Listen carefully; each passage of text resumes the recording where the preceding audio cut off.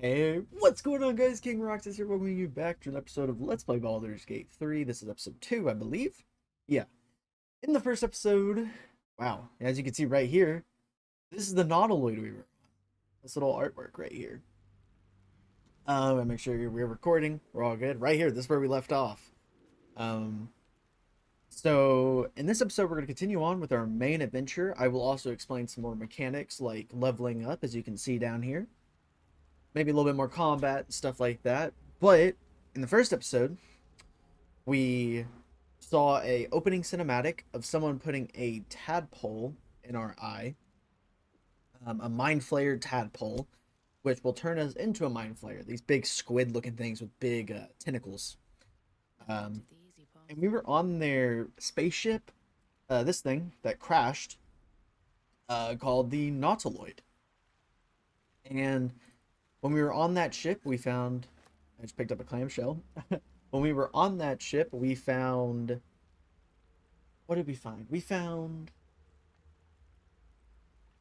Well, what am I trying to say? We started off with leaving our pod. We found a Githyanki named Lazel who helped us. Said we need to get to the helm of the ship, basically like the main part where the captain is. We found a half elf named Shadowheart, um, who was a cleric, and we did a little bit of fighting. We got to the transponder, which is when we connected the tentacles and got us out of the hells because we were fighting in somewhere in the hells, and we ended up here on Ravaged Beach, as you can see up here in the top right, Ravaged Beach. This is our compass where we can tell where we're at. If you click M, it opens up the map. Of course, we have not explored anywhere. The map is just us and our little spawn point. And that I think that's it. I think it's all really happened. We are trying to our main goal. If I click J. Yeah, so we rescued the captive, which is the half elf called Shadowheart, and then we escaped the hells on the Nautiloid, connecting the nerves to the transponder. Now our only quest is to find a way to remove this mind flare parasite that is stuck in our heads. Okay, that was. I think if I actually go over here to dialogue, this is all of last episode actually. But you can actually see. Looks like we talked. Yeah, we talked with the guy with the brain exposed. We talked to Lazel. This is Lazel. This is Shadowheart, and we were able to get out. But it looks like none of our friends are here with us. None of them landed over here with us. We were coming down really fast to gravity, and we were supposed to hit this ground pretty hard. But a strange blue magic saved us. So I've been yapping for too long. Let's get on with it. We're going to explore the Ravaged Beach here. So let's get going. Hope you guys are all having a lovely day. And looks like we have Mangled Fisher. And, well, it's Shadowheart. Okay, so Shadowheart did land with us. So maybe Lazel's around here too. Let's talk with Shadowheart.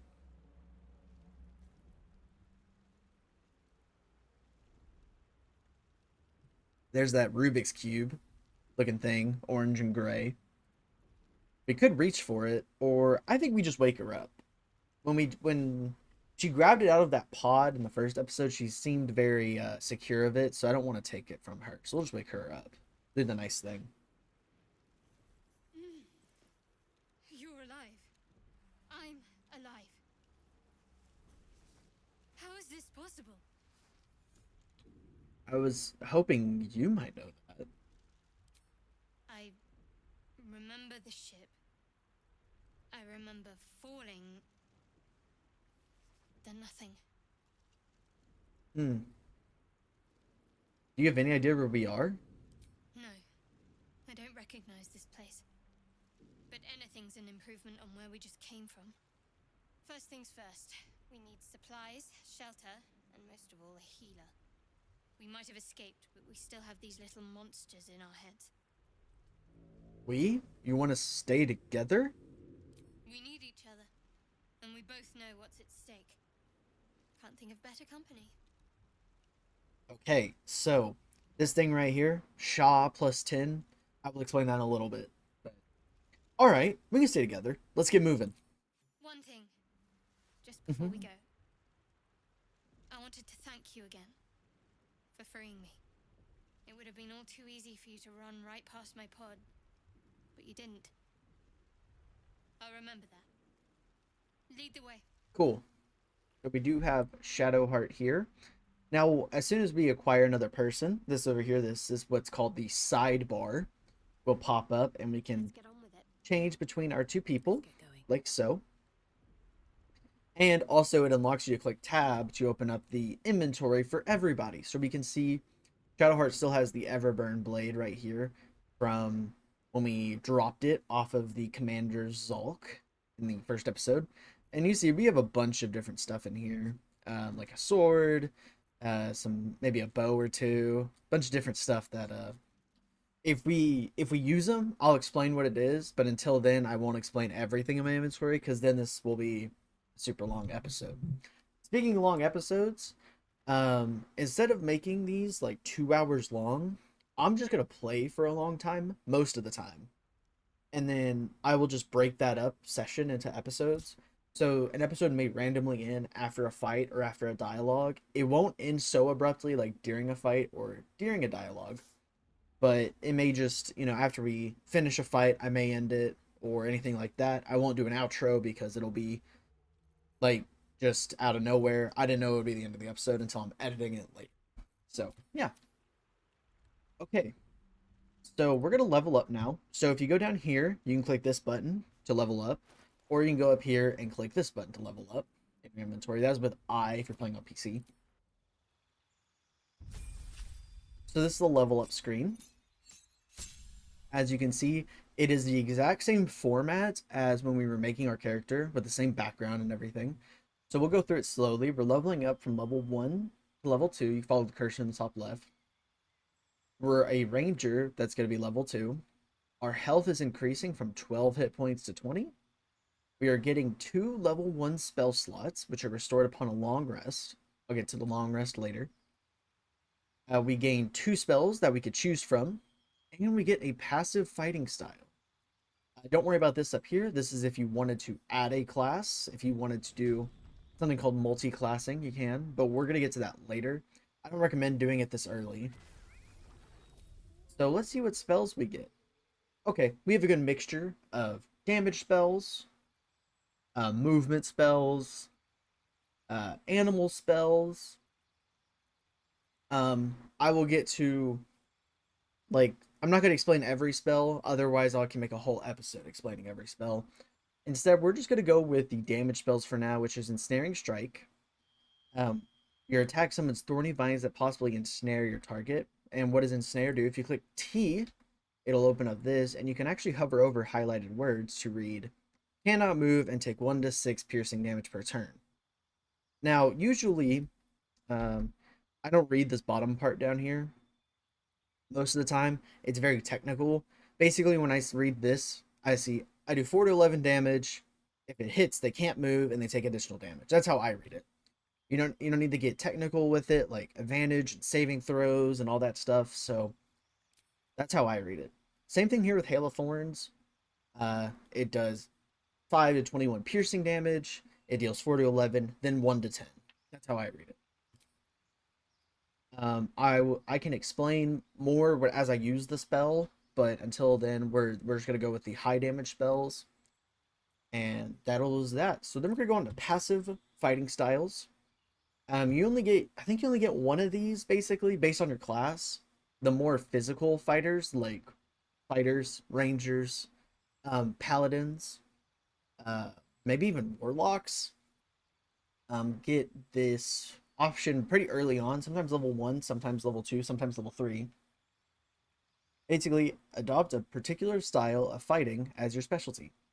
So we have archery, where we can get +2 to ranged attacks. Since we're using the bow most of the time, we're actually going to go with that. Defense, you gain +1 bonus to armor class while wearing armor. That's pretty good if you want to be a little more tanky and hard to hit. When you're using a one-handed weapon, and you have nothing in the other hand, or a shield, you do extra damage with that weapon. Two-handed fighting, when you make an attack with your offhand weapon, like so you're wielding a sword in right and left hand, when you make it with your offhand, it does normal damage instead of a little reduced. This you gain guidance and chalet, which I'll get to later. Blind fighting, you cannot be blinded, and you can see invisible creatures within 10 feet. You throw stuff and do more damage, and you gain +1 to ranged attacks. And when you make the ranged attack, you do not receive disadvantage if they're close. But we're gonna go with the simple archery for the +2 to our. That's what we will go with. And that is it for our level up. Immediately after you level up your one character, though, it will go to your next character in your party, this being Shadowheart. And once again, we'll go through it. She goes to a cleric from level 1 to level 2. Her hit points go from 10 to 17. She unlocks one level 1 spell slot and a channel divinity charge to channel divine energy, starting with turn undead, and the other one is affected by your domain. There are 8 cleric domains. She is a trickery domain cleric. So she gets that undead. I don't know if you guys can hear my dog barking. She gets the turn undead, and she can replenish spell slots. I invoke duplicity, distracts enemies, and gives advantage to our allies when we are attacking it. So this is what you're saying. This is what it basically says. You don't get a choice, you get turn undead. You don't get a choice, you get harness divine power, and you get invoke duplicity.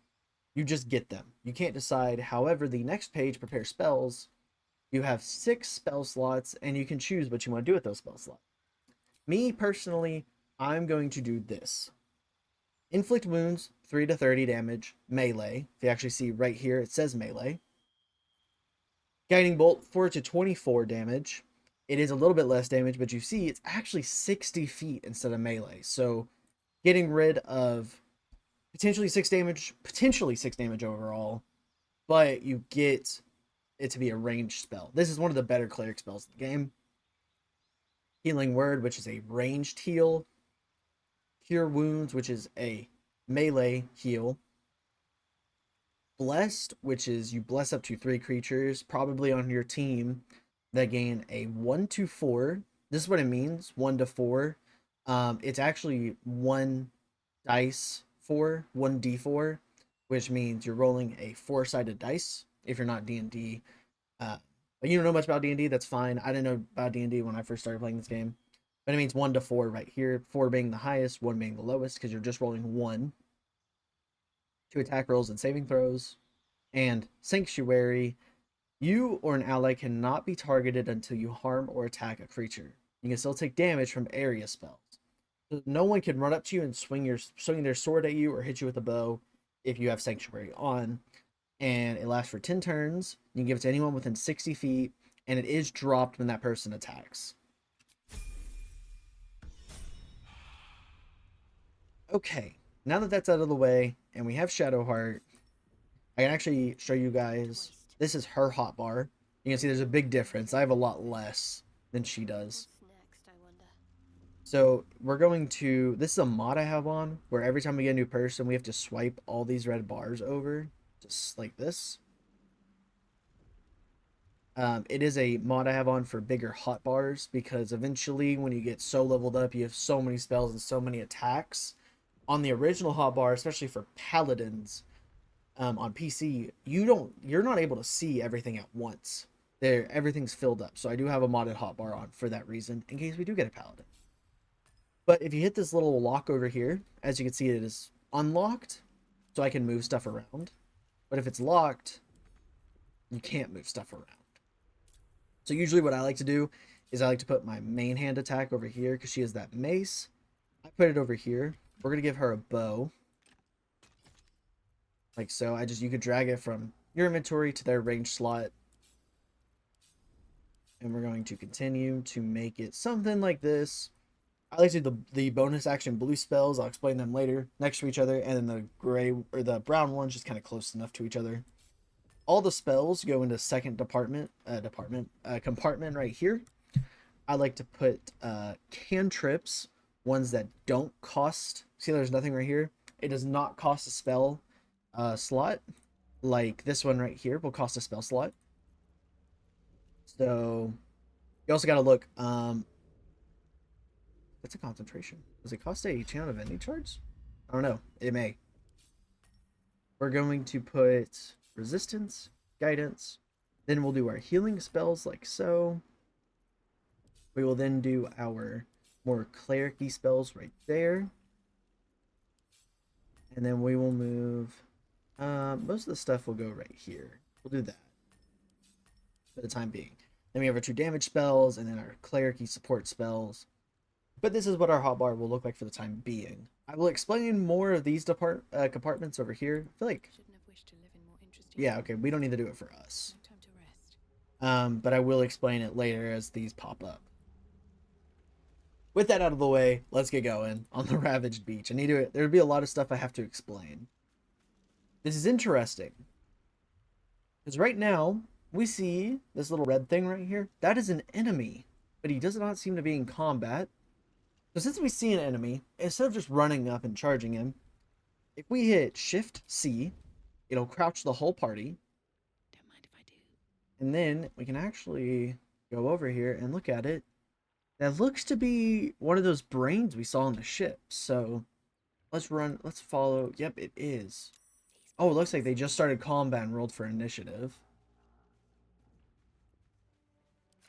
Let's get a free shot on this guy. Okay. So we have entered combat. That guy dies fast.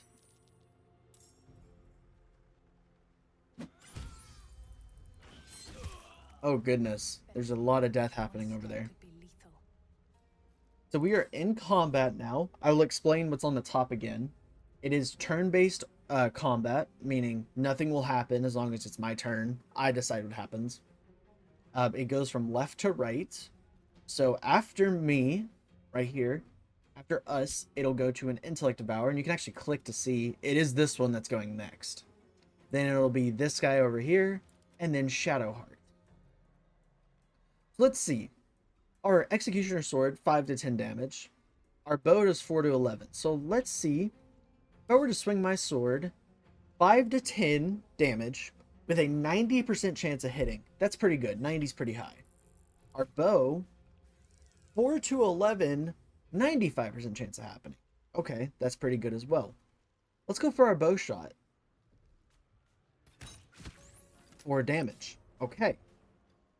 So we were able to hit. And now that was our main action. We cannot hit again because our main action is down. If you hover over what we just did, our ranged attack, you will see it cost an action. So what else is here? You have the bonus action. So if you click on bonus action, you can see we could drink a health potion. We're full on health. We could jump. We could shove him. We could dip our weapon and fire or something like that. We can go for an offhand attack. We could flourish. You have a lot of options with your bonus option. With your bonus action. So we're going to go for an offhand attack, 1 to 6 damage. So if you see it right there, 1 to 6, 85% chance to hit. You can take me on. 4, that's not bad.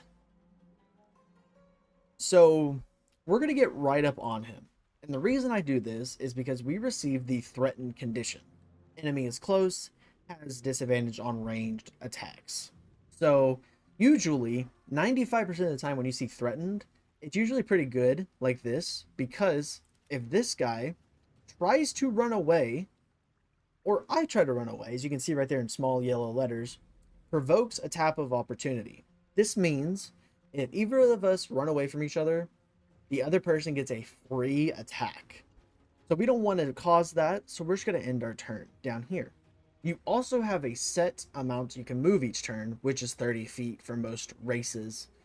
It looks like we have about 16 and a half feet of movement right there left. So we used, give or take, 13 and a half. But we can't run anywhere without producing an opportunity attack, so let's just end our turn.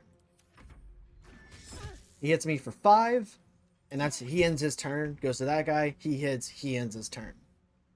So what's weird is this thing right here. When he hit us, it appeared to cause another enemy. This guy does not look like any of the other ones.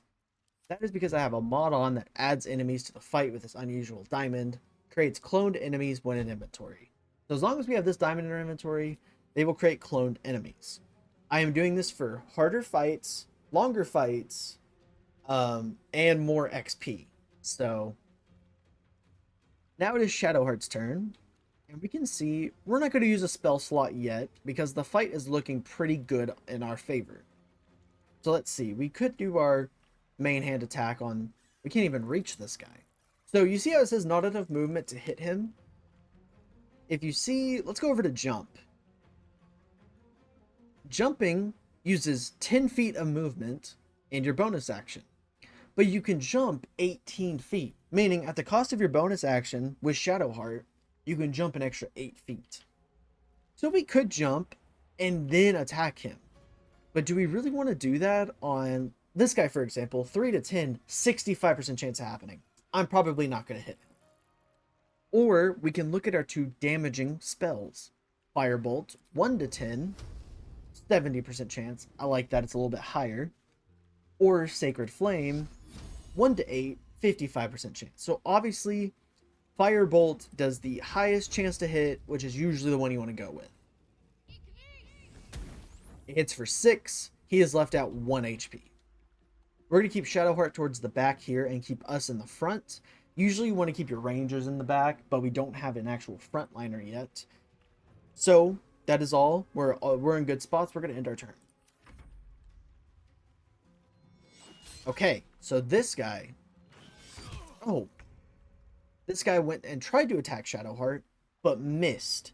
So let's say, for example, he attacked with this. 64% chance to hit with disadvantage, and he misses. He rolls the, 36% chance to miss. So he missed his attack, and that's all he can do for that turn.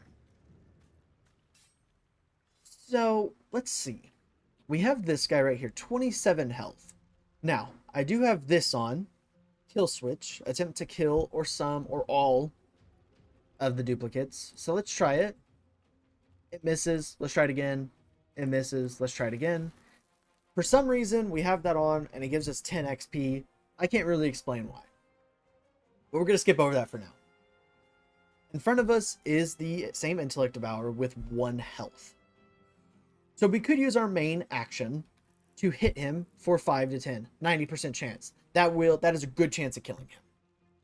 Or we could go for our offhand attack with our bonus action with an 85% chance to hit.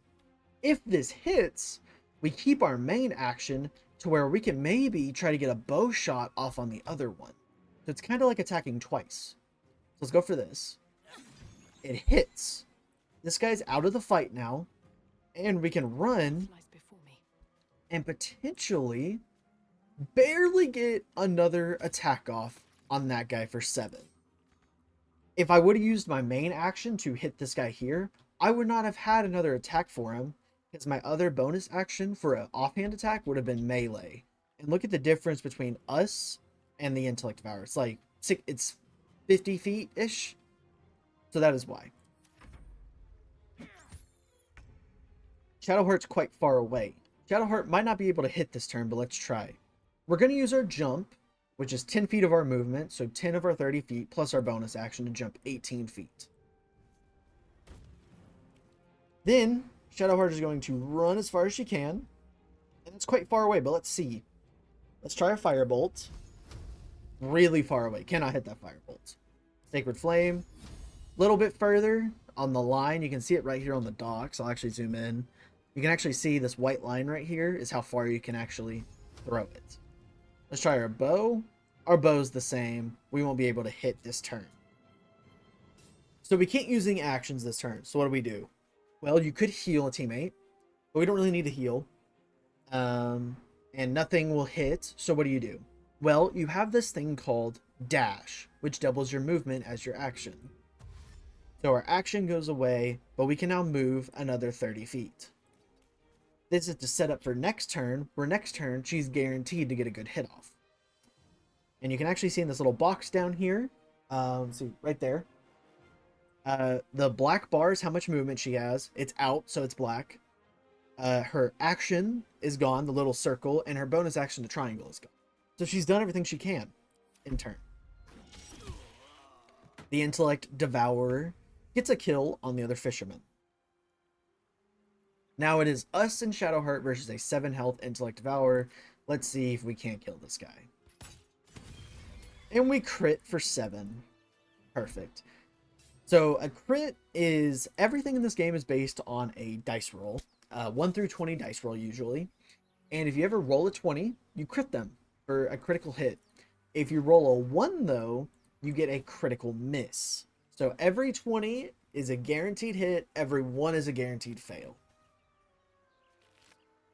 We can look these bodies around. You can hit the take all function to put it all in your inventory.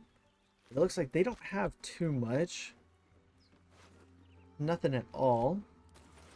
That was also a modded fight if you're playing along at home and that fight was not there for you. That was a modded fight. But that was a great introduction to the combat, again, in case you forgot from last episode. Every time you open up a body like this on PC, you can actually move the window around. So let's see, this guy had a letter. We'll just take the letter. And a ring of self-immolation. You get fire resistance, where you take 1 less fire damage.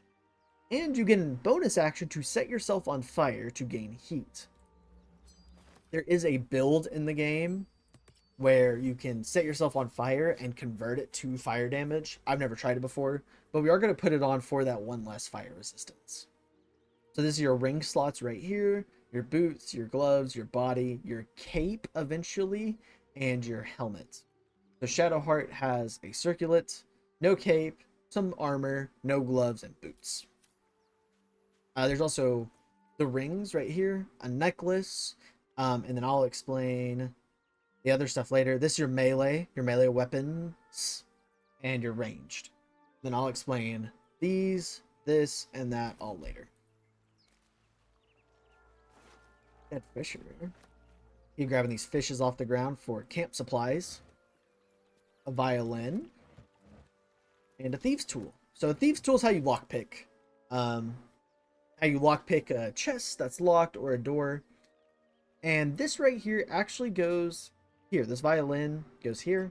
This is in case you want to play an instrument, but we don't have music proficiency, so we're going to play it poorly.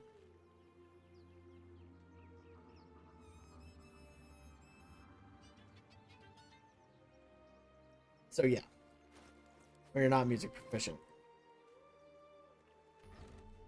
Here's a cape. Okay. So we take it, go to our inventory, +1 to survival, torn cloak.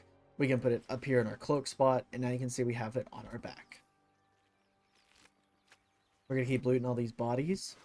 Okay, perfect. I know you've seen me pick up fish. There's stuff in this game called... Hello? Why is it not popping up the box? There we go. Camp supplies. This is used upon a long rest to restore all hit points and spell slots. So it's 4 of them. On a normal difficulty run, you need 40 camp supplies. On a more difficult one, you need 80. So this is quite big. It could be 10 or it could be 5% of your camp supplies needed. Ours is 40, but I am playing on the hardest difficulty with more difficulty mods installed. Mostly because the game can be a little too easy at the base for me after playing for so long. I have about 950 hours on this game. So we are playing on a different difficulty, modded difficulty, where the camp supplies will say 40, but all of the enemies are actually harder than the base difficulty in the game. This right here is a waypoint. As we get them throughout the game, you can actually click on them and they'll teleport you. We only have 1. And you can also see them over here, overgrown ruins. You can click them on the map, you can click them over here, and it'll just teleport you to wherever that is. But once we get the next waypoint, I will show you. Let's keep going. Let's actually go back, because I feel like we missed a turn. I'm talking a lot, so I got a nice sparkling water right here. Let's go this way.